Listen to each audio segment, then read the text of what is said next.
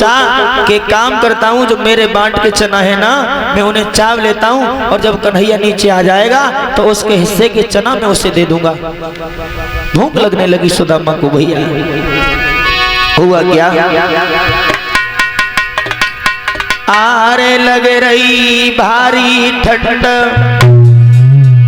सुदामा को भूख लगी रे भारी।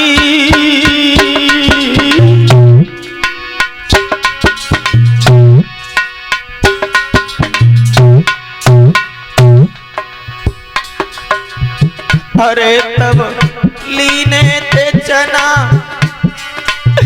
चबाई, समझ गए मन में गिरधारी। जैसे ही सुदामा ने चनाओं की पोटली को खोला है माताओं, और जब चना चबना शुरू किए तो भगवान ने जब कटकट शब्द सुना, भगवान कन्हैया समझ गए कि मेरा मित्र मेरे साथ में घात कर रहा है। भगवान ने डाली से बैठे हुए थे आवाज दी, भैया सुदामा मुझे ये लगता है लाला कि तू कुछ खा रहा है। झूठ बोलने लगा सुदामा। सुदामा बोला भैया लाला मैं कुछ नहीं खा रहा हूँ, देख ठंड पड़ रही है ना, ठंड की वजह से ना मेरी दांती कटकट बोल रही है भैया। भगवान मन में समझ गए कि सुदामा अरे आज तो इन चनाओं के पीछे झूठ बोल रहा है भैया, अपने मित्र के साथ में गद्दारी कर रहा है। अरे तब लीने थे चना चबाई, समझ आए मन में गिरधारी।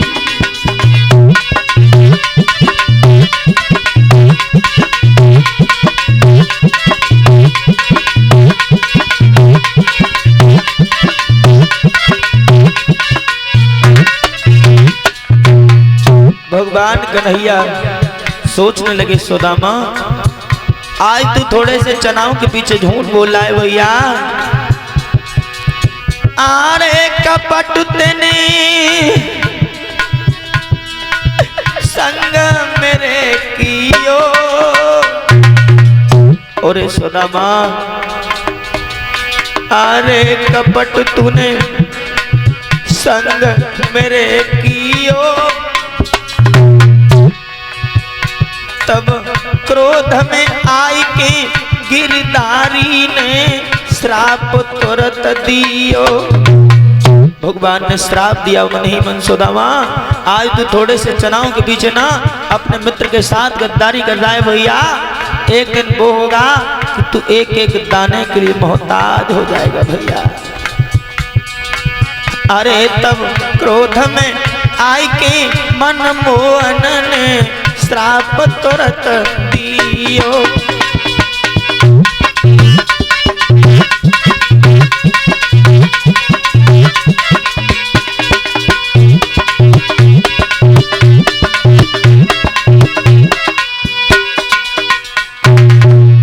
भगवान बोले सुदामा अरे सुदामा दर दर भटके वो, तो तुझे उस दिन याद आएगी सुदामा। अरे सुदामा तू बन में भटके वो, तो मांगे मिलेगी न भीख बाद ना बैठो ही रोवे गो। और सुदामा एक दिन वो हो जाएगा कि तुझे एक दाना नसीब नहीं होगा, तब तुझे याद आएगी भैया। अरे तो मांगे मिलेगी न भीख बाद ना बैठो ही रोवे गो। तो मांगे मिलेगी भीख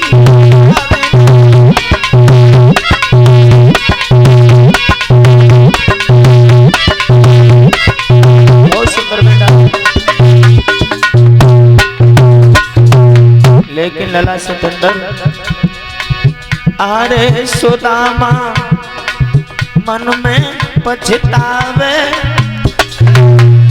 सुदामा ने भगवान से झूठ तो बोल दिया लेकिन पछताने लगा। कहने लगा मेरा मित्र मेरे ऊपर बहुत बड़ा भरोसा करता था, लेकिन मैंने अपने मित्र के साथ में गद्दारी कर दी, मैंने अपने मित्र से झूठ बोल दिया। भैया जीवन में इंसान कितनी भी परिस्थिति आ जाए, लेकिन कभी अपने मित्र और कभी गुरु के साथ में झूठ नहीं बोलना चाहिए, चाहे कितना भी बड़ी मुसीबत से मुसीबत क्यों ना आ जाए। सतेंद्र अरे सुदामा लला मन में पछतावे, अरे चाहे कितनो है जइयो बेरु बखत सुध अपने कियावे, वीरे सकितनु है जइयो बेरु बखत सुध अपने कियरे आवे,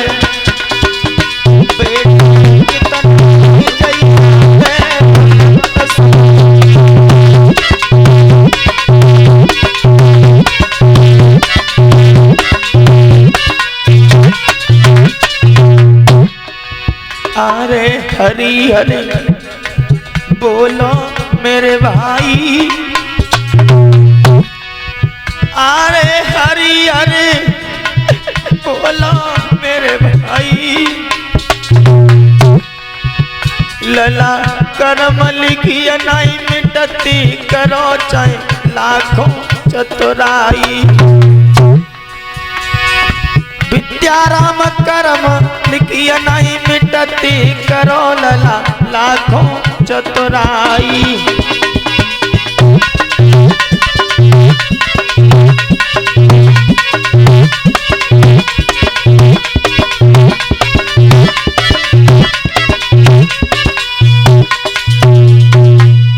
बोलिए गोविंद भगवान की।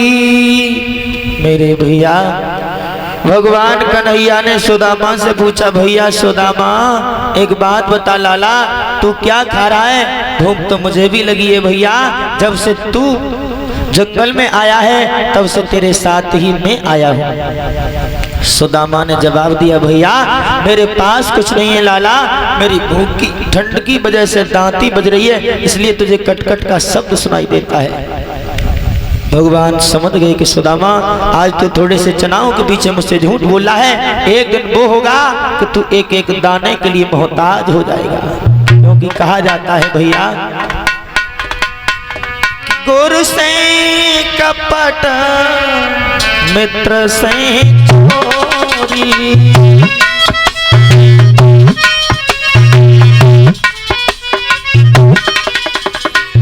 जो लोग अपने गुरु से कपट करते हैं, अगर जीवन की किसी मोड़ पर तुम्हें कोई दुख तकलीफ मिलती है तो कपट ना करो, लेकिन अपने घर खिंच करके बैठ जाओ, लेकिन एक दूसरे की चुगली निंदा नहीं करनी चाहिए भैया। अरे गोरा संग कपट मित्र संग चोरी, राहुल भैया कै होई निर्धन या हो बकोड़ी,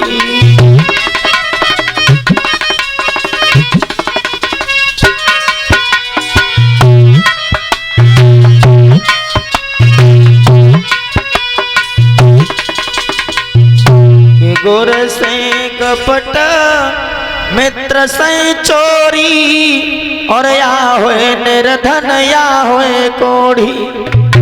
जो लोग अपने गुरु के साथ कपट करते हैं, मित्र के साथ गद्दारी करते हैं, वो जीवन पर्यंत कभी सुखी नहीं रहते हैं लोगों। सुदामा ने झूठ बोल दिया, भगवान ने मन ही मन श्राप दे दिया, लेकिन सुदामा से भगवान ने लौट करके कोई बात नहीं कही भैया। घर चले आए, 64 दिन में भगवान कन्हैया और उनके भैया बलराम ने शिक्षा को अध्ययन किया है। माताओं, भगवान कन्हैया ने जब शिक्षा को पाया है, भगवान कन्हैया चलने के लिए जब तैयार हुए हैं, गुरु सांदीपन से कहा कि गुरुदेव आप गुरुदक्षिणा में हमसे जो लेना चाहो वो मांग सकते हो, आज हमारी शिक्षा पूरी हुई। गुरु सांदीपन ने जवाब दिया, बेटा मैं कुछ नहीं मांगना चाहता, अगर मांगे तो तुम्हारी गुरु माता तुमसे मांग सकती है, क्योंकि उसने तुम्हें अपने बेटा के समान प्यार दिया है। भाइयों, गुरु सांदीपन के पास में बंधु एक अकेला पुत्र था। वो भी एक सरोवर में स्नान करने गया था, तो एक घोमासुर नाम का दानव उसे पकड़ ले गया था जल में।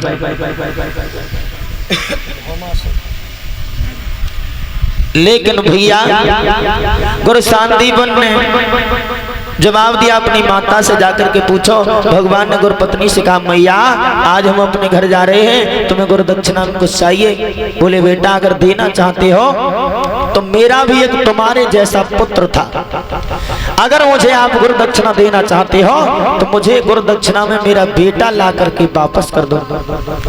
भगवान ने सरोवर पर जाकर के उस राक्षस का वध किया और गुरु पत्नी का पुत्र ला करके वापस दिया। बोले मैया अब हम चले जाएं? बोले हाँ बेटा चले जाओ, जीवन पर्यंत आप सुखी रहो। जैसे ही भगवान चले हैं तो शर्म की वजह से सुदामा भगवान की विदाई पर भी नहीं गया। लोगों क्यों? कि जिस इंसान के दिल में डर होता है उसे डर ही लगा रहता है। भगवान कन्हैया ने सुदामा से कहा, भैया अगर तुम्हारे ऊपर दुख मुसीबत आ जाए ना तो तुम हमारे धाम चले आना और आप घबराना मत। भगवान अपने नगर द्वारका में पहुंचे हैं। सुदामा अपने नगर पोरबंदर में जब गए हैं तो सुदामा की शादी हुई है। सुदामा की जब शादी हुई है तो सुशीला नाम की पत्नी घर में आई है, बच्चे हुए हैं सुदामा के घर। लेकिन लोगों सुदामा के ऊपर दिन प्रतिदिन गरीबी आती चली गई। ऐसा दिन नसीब नहीं हुआ सुदामा को कि किसी भी दिन भर पेट भोजन मिल जाता। दशा वो हो गई भक्तों कि दिन भर बेचारे द्वार द्वार और दाता दाता चिल्लाते हैं।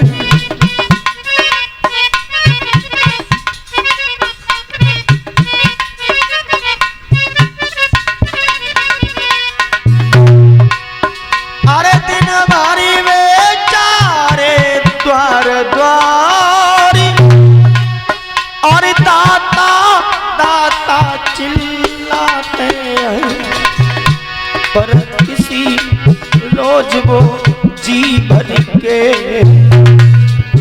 आटा दाल न पाते।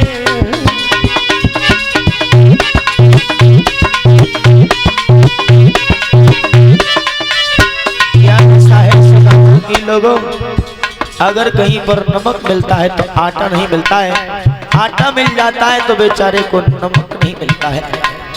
बारे बकिस्मत यदि मठा मिले तो नमक नहीं,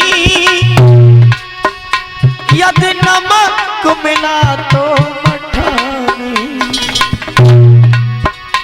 तू घर मांगे 10 घर मांगे, चाहे पूरे नगर में भीख मांगते हैं चाहे एक घर में जाते हैं, लेकिन अरे 2 घर मांगे 10 घर मांगे और लोटे भर आटा मिले नहीं।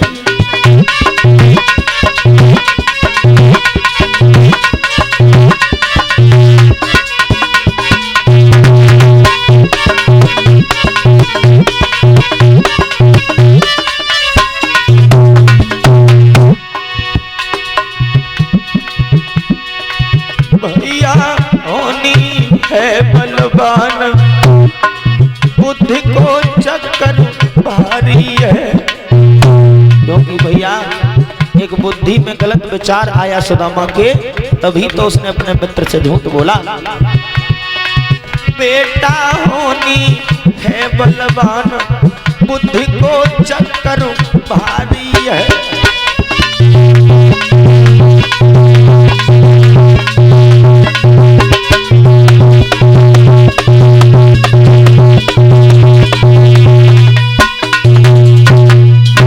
मेरे भैया सुखदेव समझा रहे हैं राजन परीक्षित, सुदामा बेचारे भिक्षा करते हैं, दर दर घूमते हैं, लेकिन कभी भरपेट भोजन नहीं मिलता है। 4-4 दिन हो जाते हैं बेचारे सुदामा के चूल्हे में आग नहीं जलती है।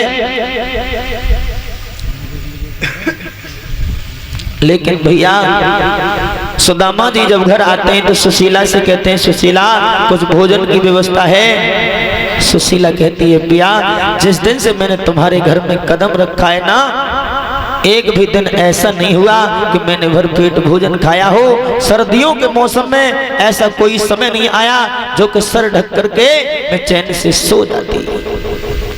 बारी बा गरीबी। भाइयों, इंसान के लिए कुछ भी दे भगवान, लेकिन कभी भी गरीबी ना दे भगवान। क्योंकि सुशीला ने रोकर के अपने पिया से जवाब दिया है, पिया एक बात बताओ, हमारी ही किस्मत खराब है या फिर इस दुनिया के अंदर और भी गरीब रहते हैं? सुदामा ने समझा के जवाब दिया, सुशीला सब्र कर, हम लोग गरीब हैं लेकिन संतोष रख। अगर संतोष रखेगी ग्वादी तो जीवन में सुखी रहेंगे। भाइयों, सुदामा गरीब जरूर थे लेकिन दरिद्र नहीं थे, बड़े संतोषी ब्राह्मण थे।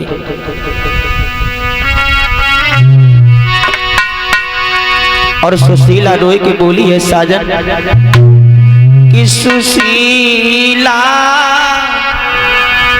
रोए रही घर में। माताओं, गरीबी का दुख वो जानता है जिसने गरीबी में रह करके देखा हो। सुशीला रोए रही घर में, करी करी समय अपने की याद।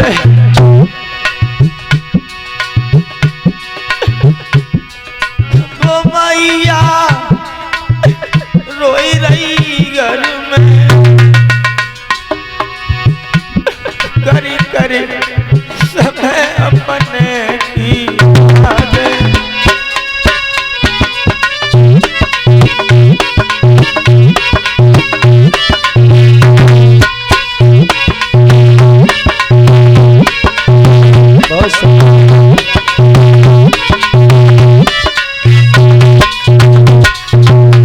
सुशीला कहती है, भगवान तूने ये दुख देखने के लिए मुझे क्यों इस धरती पर भेज दिया कन्हैया?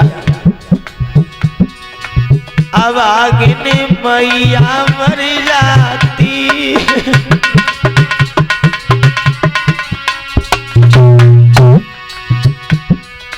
अब आगे मैया मर जाती।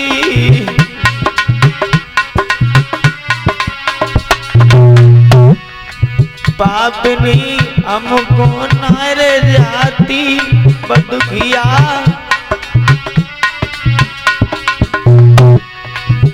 आरे ऊक मेरे उठती है पेट में,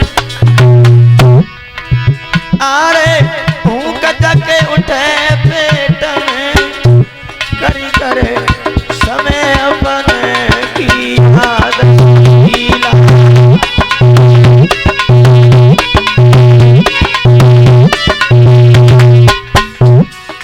सुशीला रोई के बोली है, साजन गरीबी आई क्यों है बरतार?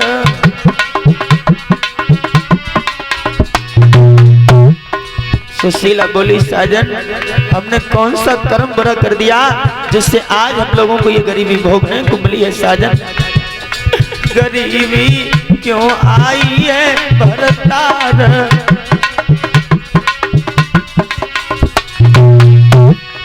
रूठिए हम पे क्या रे करतार, रूठिए।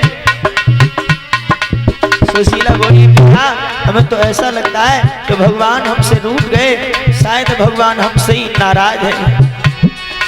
रूठिए हमसे क्या रे भरतार, रूठिए या आरे मड़ैया टूटी घर में। माताओं, सुदामा के घर में टूटी सी झोपड़ी है। जब बरसात होती है ना तो बेचारे के घर में पूरे गांव का, पूरे मोहल्ले का पानी आता है। सुदामा और सुदामा की पत्नी को नींद नहीं आती है भैया। हमें मड़ैया टूटी घर में, करे करे समय अपने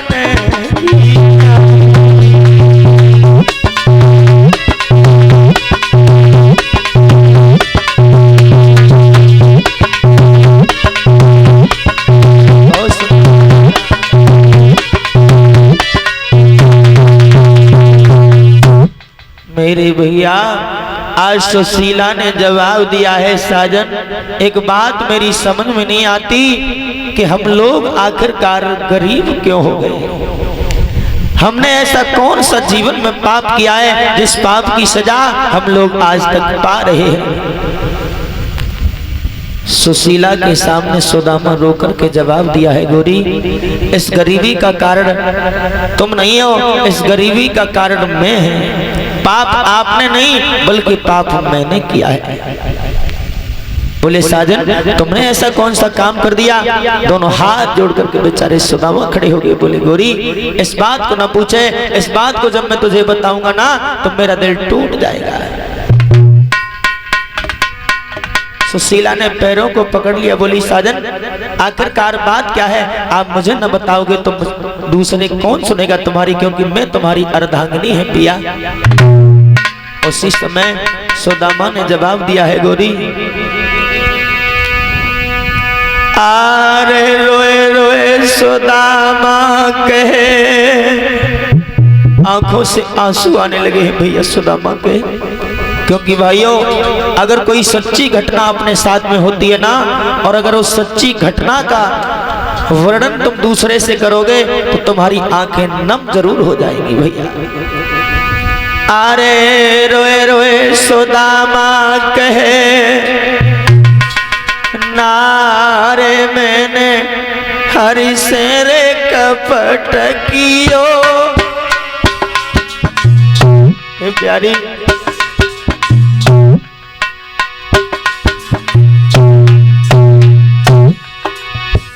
आरे भामिनी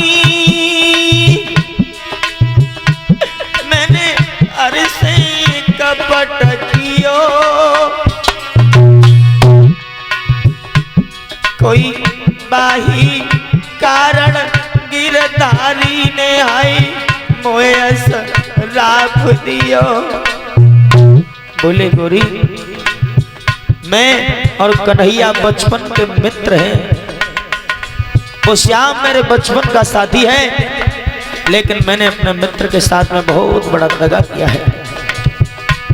अरे बाही कारण गिरधारी ने मोयस राफ दियो।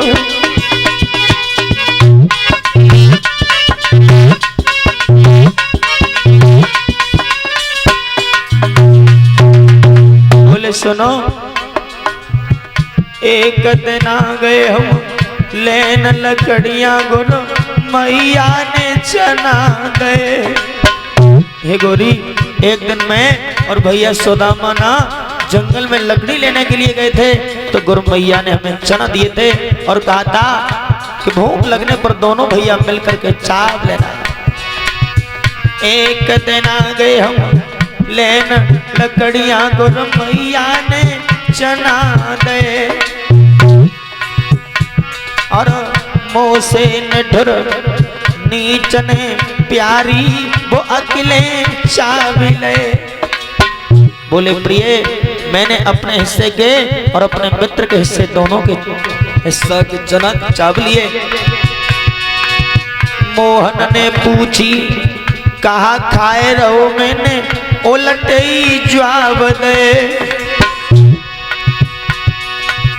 अपने सब कर मनते कन्हैया वो दौर का धी सब है। अब तो रोए रोए सुदामा कहे, नार मैंने हर संग कपट कियो। अरे हाँ रोए रोए सुदामा कहे, नार मैंने हर से कपट कियो।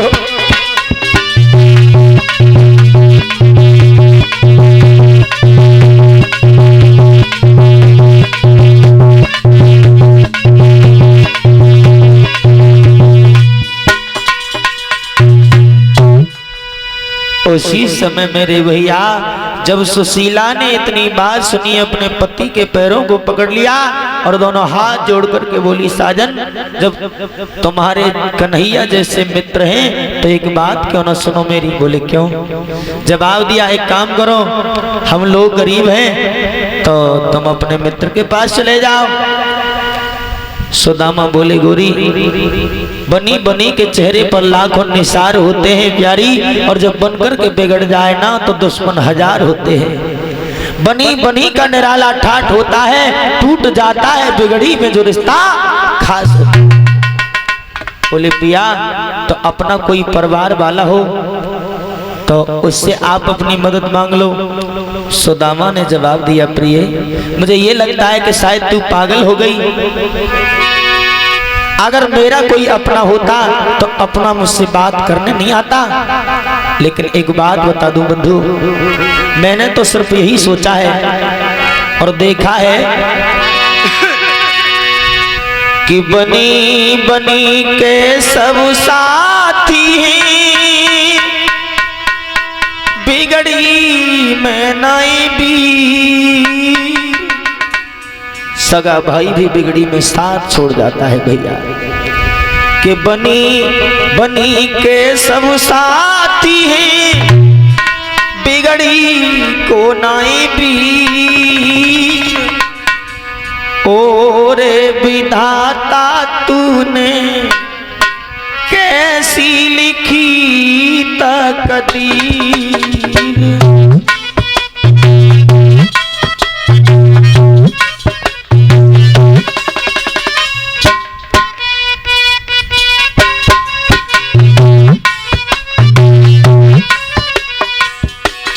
भाइयों,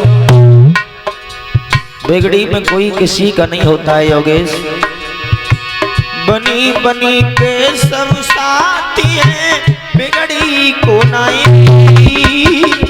और विधाता कैसी लिखी जात तकदीर।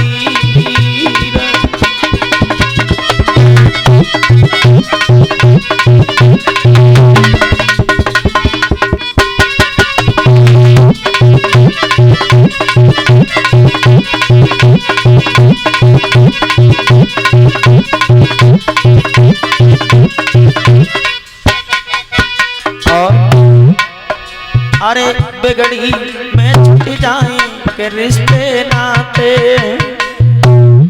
अगर तुम्हारे पास गरीबी है ना तो तुम्हारा रिश्तेदार तुम्हें अपना रिश्तेदार नहीं मानेगा भैया। अरे बिगड़ी में छूट जात के रिश्ते नाते।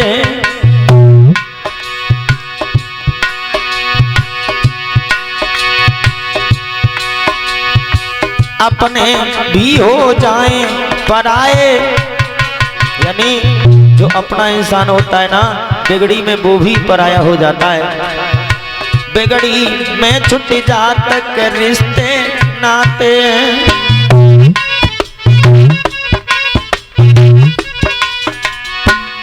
अपने भी जाए भूले पराया कहते हैं।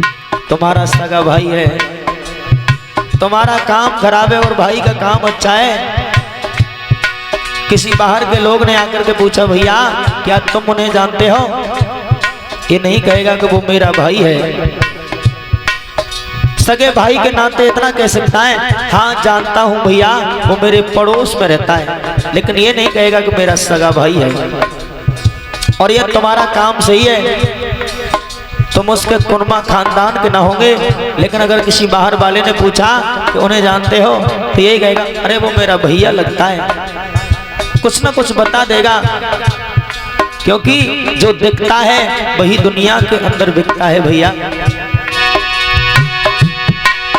अरे अपने भी जाए भूले पराया कहते हैं।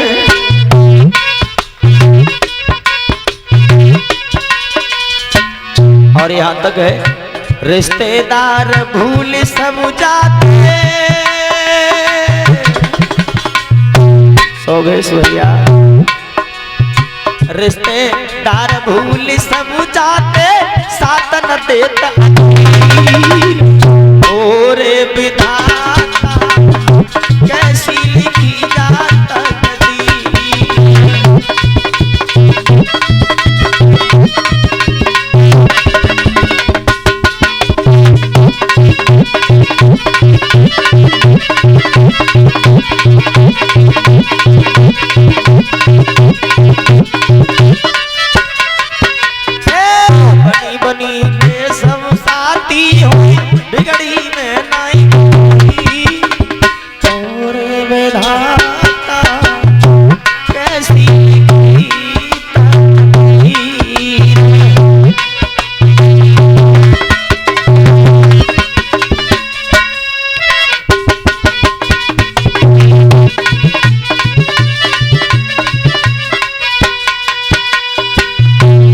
मेरे भैया सुदामा ने समझाया गोरी कोई किसी का नहीं होता है, इस दुनिया के अंदर इसका काम सही है ना उसके सब लोग होते हैं।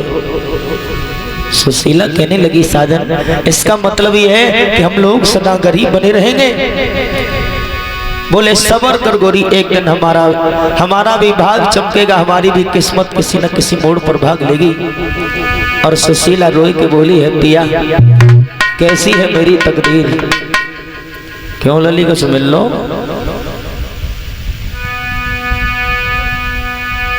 अब सुख दे रोटी मिल रही है चैनते हैं, जिस दिन मुसीबत आएगी तब पता पड़ेगा क्या होता है।